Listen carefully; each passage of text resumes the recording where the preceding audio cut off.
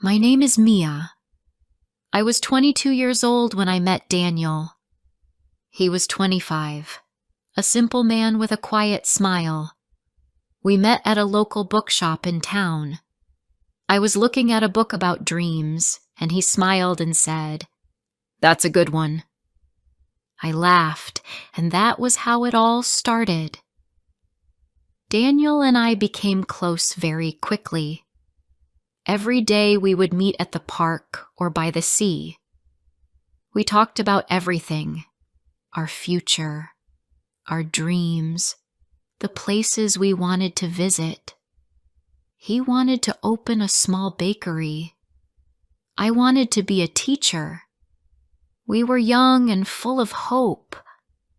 I felt very happy when I was with him. He listened to me. He never made fun of my small dreams. We didn't have much money, but we had love, and that felt like enough. But one day, everything changed. It was a cold evening, and we were supposed to meet at the park. I waited for him for over an hour. When he finally came, he looked upset. I asked him if something was wrong.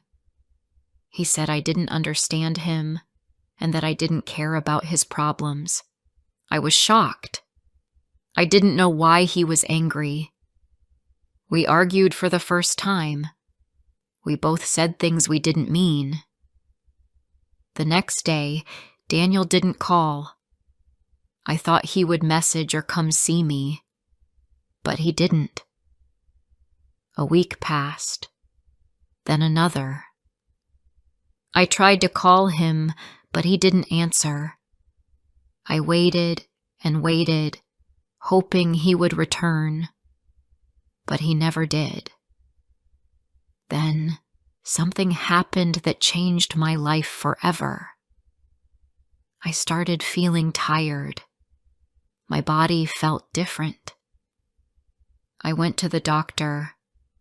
She looked at me and said, "Mia, you are pregnant."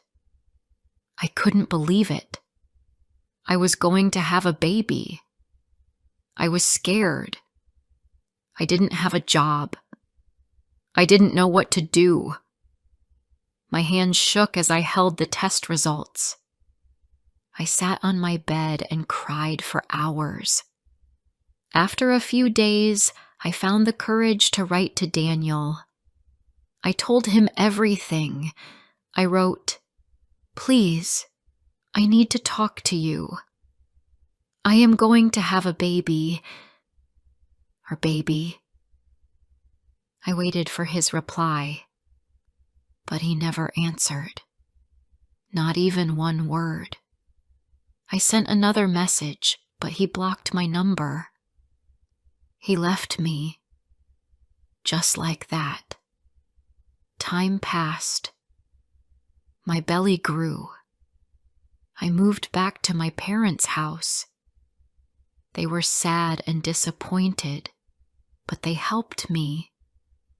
My mother stayed up late with me when I couldn't sleep.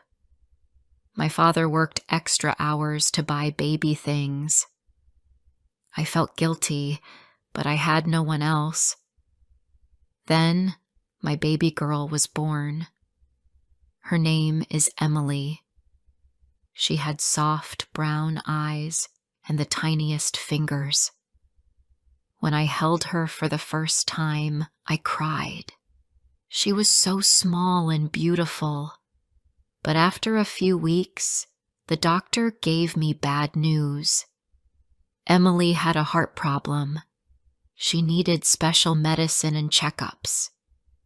The medicine was very expensive. I tried to find a job, but no one wanted to hire a young mother with a sick baby. I sold some of my clothes and books.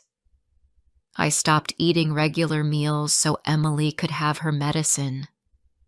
I cried every night. My parents helped as much as they could, but their money wasn't enough. I didn't want to, but I contacted Daniel again. I wrote, Emily is your daughter. She is very sick. Please help me. I'm not angry. I just need your support." For days, there was no answer. Then one day, he replied with a short message. "I'll send $100 a month. That's all I can do." I couldn't believe it. Daniel had a good job now. He worked in real estate. I knew he had money. $100 was not enough for Emily's medicine. But I took the money. I had no other choice. Every month I waited for that money like it was gold. Sometimes it was late. Sometimes it didn't come at all. Still, I never stopped loving my daughter. She smiled even when she was in pain. She laughed at birds, loved music, and hugged me tightly every morning. She gave me strength. Years passed. One afternoon, my friend showed me something on her phone. It was a photo of Daniel on a business website. He was now a millionaire. He had become very rich. He was married. He had a big house, 2 children, and a fancy car. He posted pictures of his vacations and gifts for his wife. One photo showed a ring that cost more than my yearly rent. Another showed a car worth hundreds of thousands of dollars. I stared at those pictures in silence. Why? Why was his daughter suffering while he lived like a king? Why did he ignore her pain? That night, I sent him one last message. I wrote, "Emily is still sick. You post pictures of your wealth, but you can't help your daughter. Why? Why is she in pain while you live in comfort?" I waited, but this time Daniel didn't reply. Instead, he blocked me. I sat alone in my room, looking at the wall. My heart felt heavy. I held Emily and cried, but I couldn't stay quiet anymore. I shared my story online. I wrote about Daniel, his past with me, and how he gave only $100 a month for a child who needed thousands. I shared photos of Emily in the hospital. The story spread fast. People were shocked. Many said, "How can a father ignore his sick daughter?" Daniel's name was in the news. People who once admired him now asked hard questions. Why does he buy cars, but not medicine for his child? I thought maybe, just maybe, he would finally help. But some people also said bad things about me. Why now? They asked. Is it because he's rich? Are you trying to ruin his life? These words hurt me deeply. I cried again. I never wanted to ruin anything. I just wanted help for Emily. That's all. But in the end, nothing changed. Daniel didn't come. He didn't call. He didn't even say sorry. The money stopped coming too. I was left with more pain and more silence. So I stopped fighting. I held Emily close and said, "It's just us now. We will make it, no matter what." Before I tell you more, I want to ask you something. Where are you listening from? It makes me feel happy to know someone is hearing my story, someone who understands me. Please write in the comments. I really want to know. 2 years passed. Emily was 5 now. She still needed medicine and checkups, but she was stronger than before.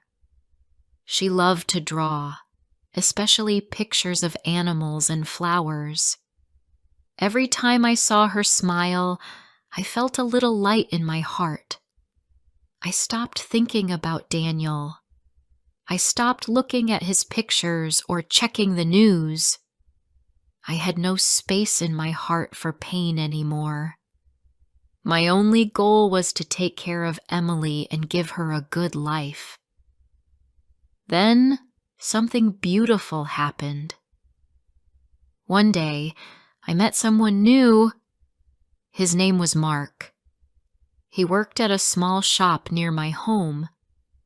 He saw me come in often to buy fruit and bread.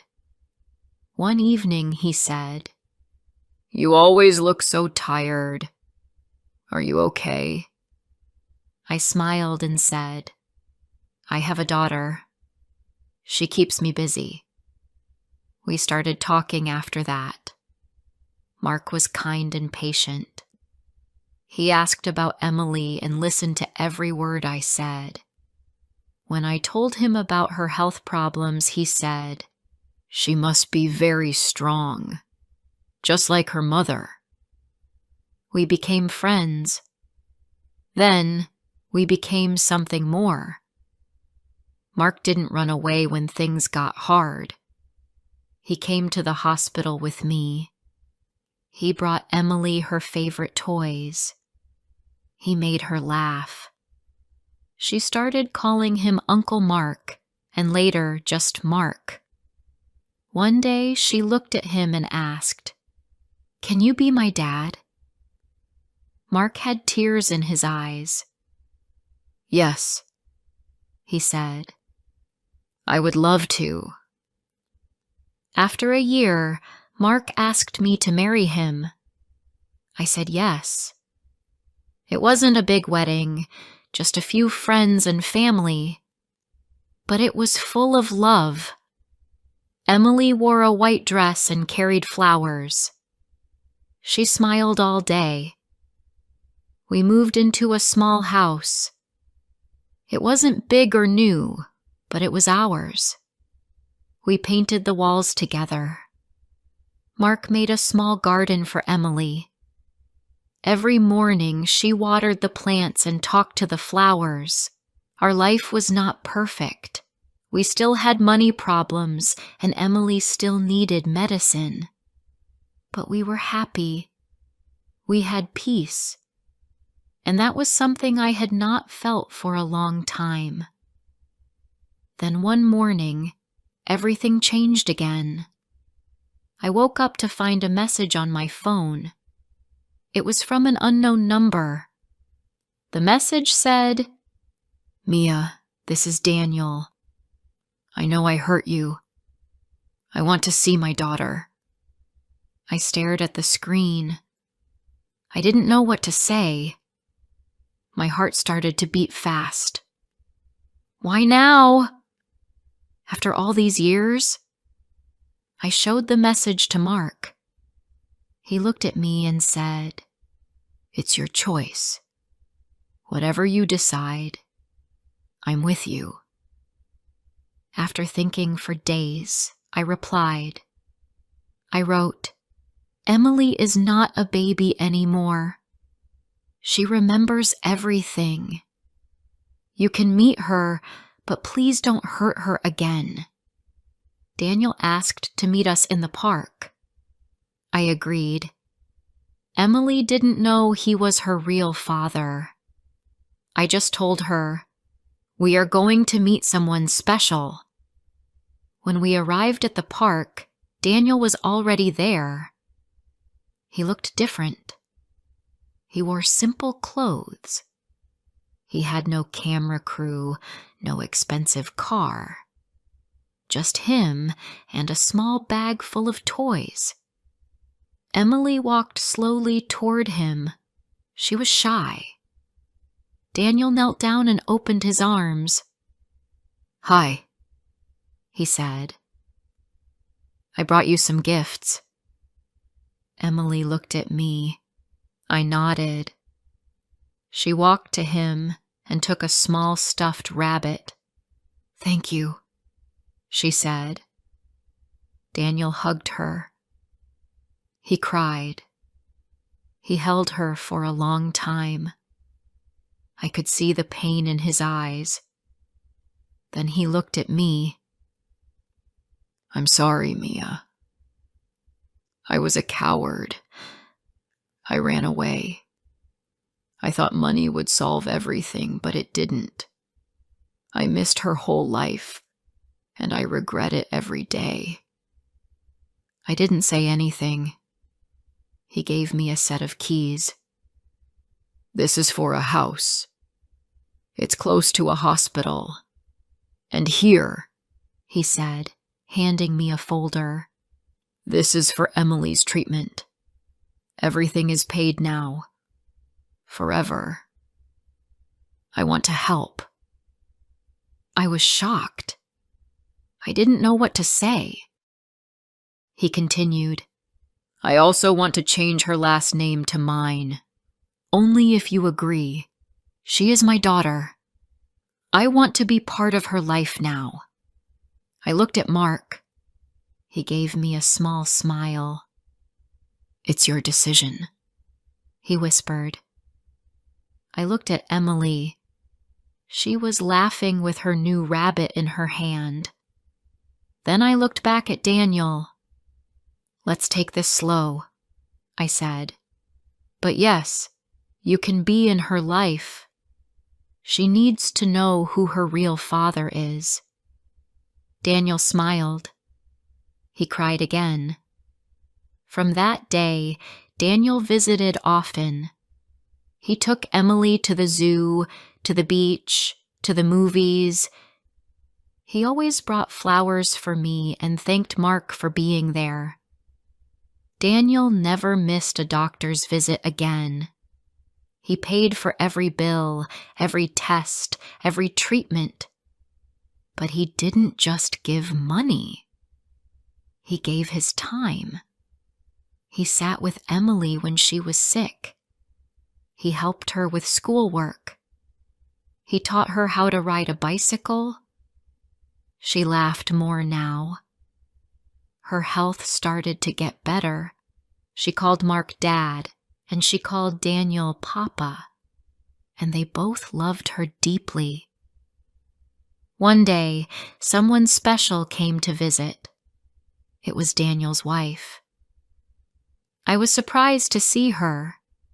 She said, "I wanted to meet you.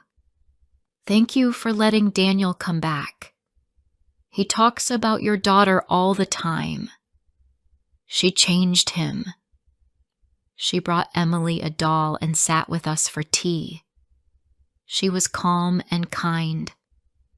We talked like old friends.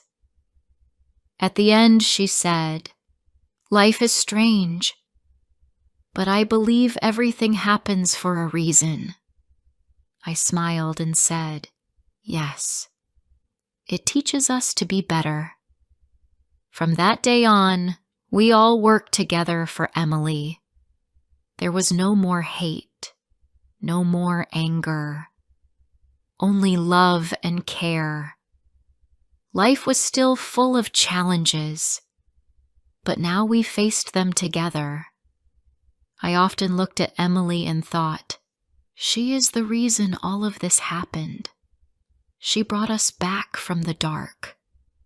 And for the first time in many years, I felt full of peace. Years passed. Emily was now 9 years old. She was stronger, healthier, and happier.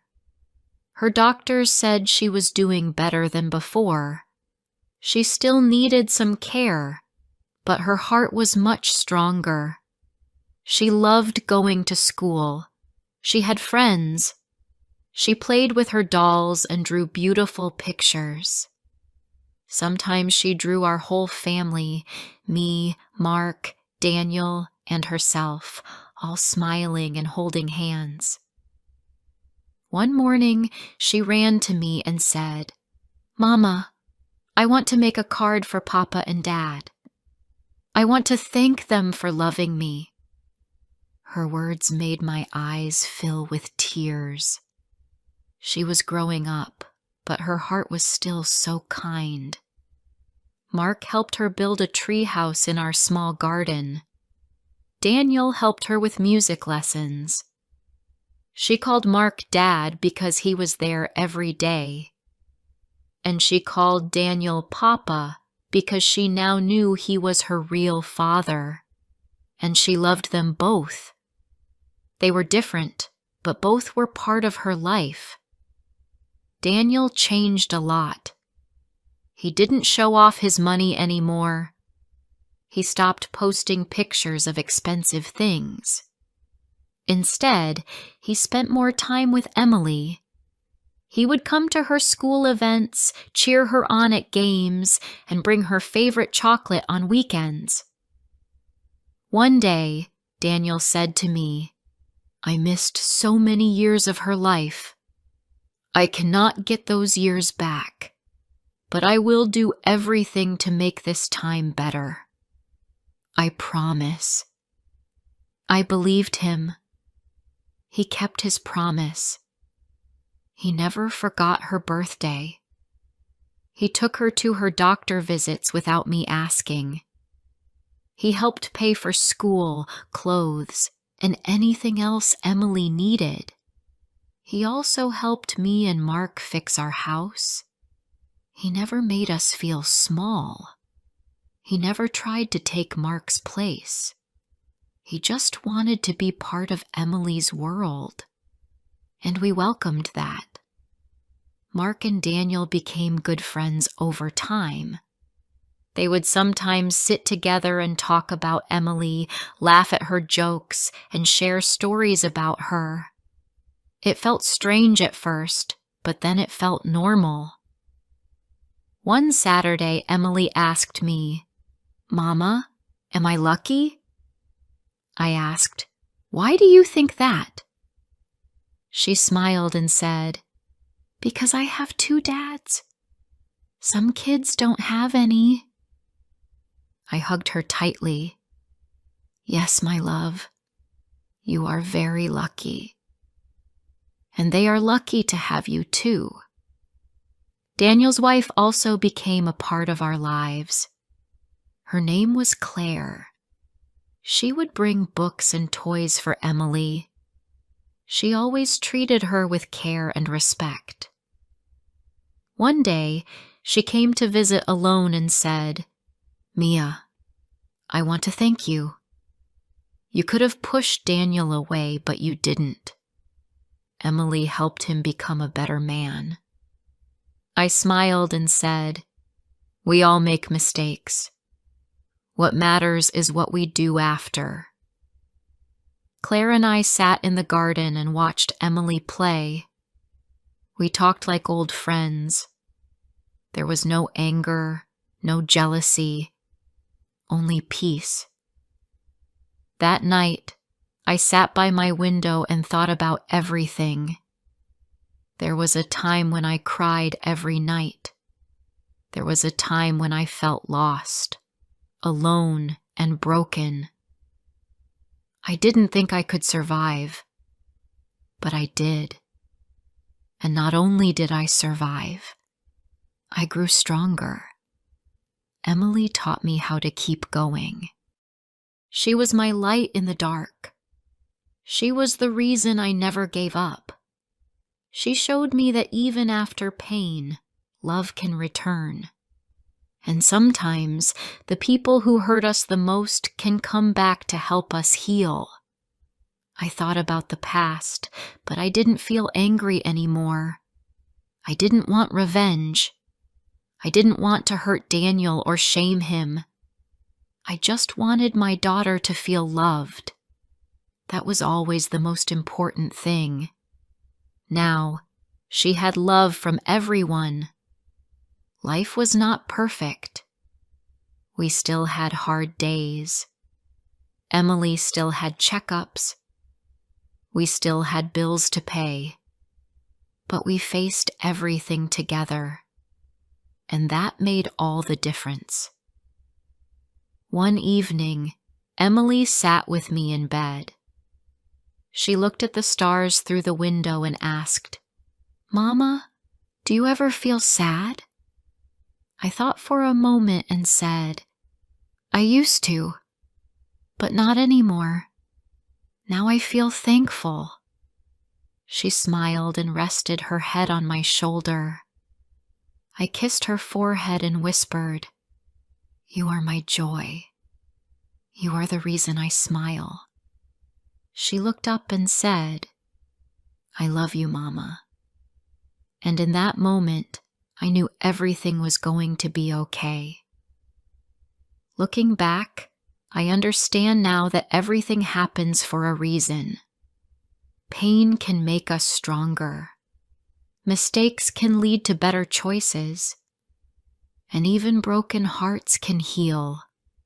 I don't know what the future holds, but I know that whatever happens, we will face it together with love, care, and hope. My name is Mia. I once cried every night. I once waited for someone who never came. But now I smile every day because I stopped waiting and started living, and because I never gave up on love.